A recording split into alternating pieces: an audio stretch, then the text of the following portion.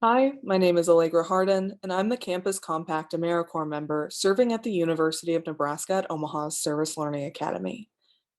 In this video, I'll take you through my poster presentation for the 2021 Campus Compact AmeriCorps Vista Project Showcase. We'll first discuss the anti-poverty focus of my Vista project, then cover the capacity building impact from this past year.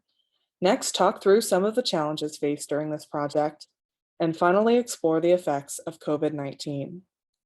We'll begin by discussing the anti-poverty focus of my Vista project. In year 2 of the Vista project, the goals of the project were to use research and development to create infrastructure for educators to implement service learning projects that support high poverty areas in the Omaha metropolitan area. These goals connect with the Service Learning Academy's mission to facilitate community-wide partnerships, collaborate on community-based research, and support rigorous service learning courses to transform and improve the quality of life locally, nationally, and globally. With the goals and the mission set, we can explore the progress made in the Vista project year. Some of the biggest accomplishments from this past year included fostering connections through presentations and attendance at community meetings, hosting 2 virtual share-out sessions for Service Learning Academy stakeholders, including K-12 educators, University of Nebraska at Omaha faculty, and community partners, developing a new priority areas website for the Service Learning Academy focused on anti-poverty work, redlining, microaggressions, and asset-based community engagement, and finally, curating a collection of curriculum, resources, and materials for anti-poverty service learning courses. This progress creates infrastructure for the Service Learning Academy to support low-income populations through their anti-poverty initiative. For example, websites developed provide resources to educators and students about how to address poverty through service learning projects, philanthropy, and education. Curriculum and materials collected bring awareness to the commonality of poverty and the opportunities for advocacy, and community partnerships highlight assets in the community and the resources available to support people experiencing poverty. After discussing the anti-poverty focus of the project, we'll now cover the capacity building impact from this past year. The Service Learning Academy applied for an AmeriCorps member to establish systems that support service learning projects that address poverty. We know that education is an avenue out of poverty, but if students are not in school and graduate, they can perpetuate a cycle of poverty. Service learning is a way K-12 and higher education can make service learning relevant to students through community engagement. The Service Learning Academy specifically applied for a Campus Compact AmeriCorps member to build materials that clear a path for intentional outreach with high poverty K-12 schools to foster service learning relationships focused on anti-poverty work. As an AmeriCorps member in the Vista Project Year 2, I built capacity for anti-poverty service learning by creating infrastructure, expanding community partnerships, and securing long-term resources. Some specific capacity building efforts from this past year have included collecting over 70 academic articles with research and best practices for different types of anti-poverty work, over 60 combined views on informational videos related to anti-poverty service learning, and more than 30 different project resources, including curriculum, activities, and trainings available in the Anti-Poverty Service Learning Collection. One of the resources used to support anti-poverty service learning is the Social Determinants of Health model, which is used to conceptualize poverty in a holistic way so students can have a better understanding of how poverty impacts every aspect of a person's life. Building capacity for anti-poverty service learning also led to greater sustainability for the project.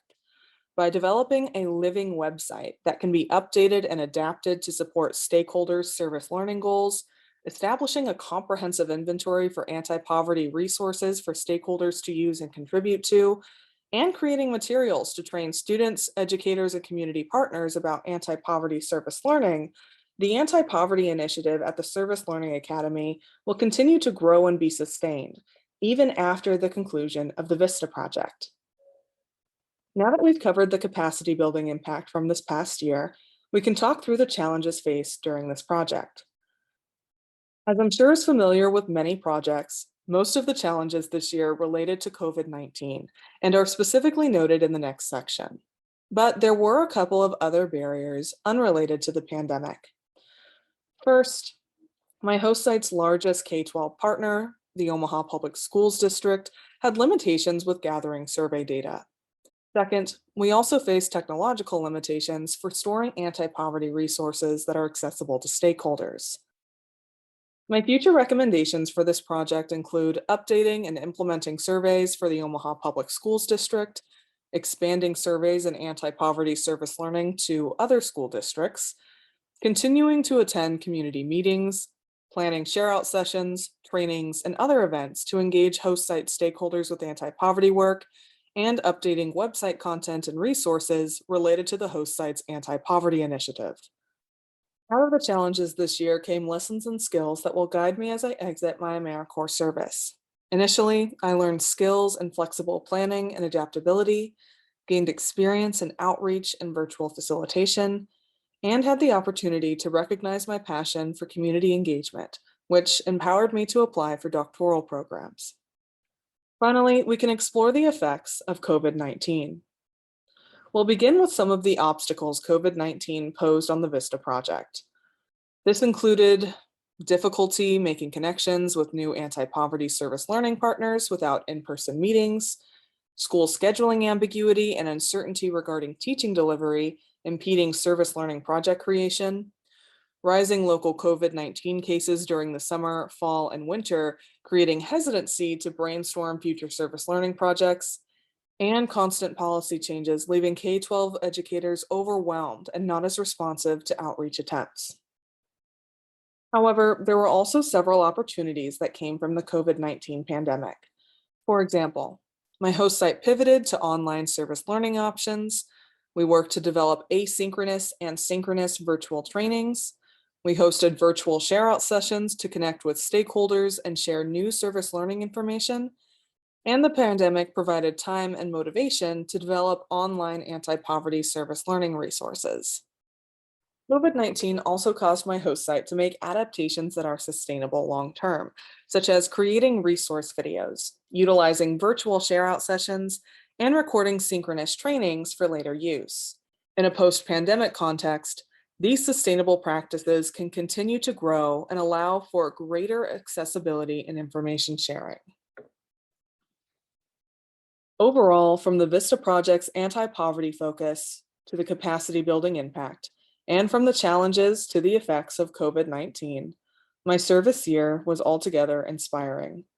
I'm thankful for the Campus Compact AmeriCorps VISTA program, the University of Nebraska at Omaha's Service Learning Academy, my host site supervisor, Dr. Latrina Hall, my VISTA leader, Stephanie Diaz, and my cohort from the Campus Compact AmeriCorps crew. I'm incredibly grateful for the opportunity to have served as a 2020-2021 Campus Compact AmeriCorps member. Thank you.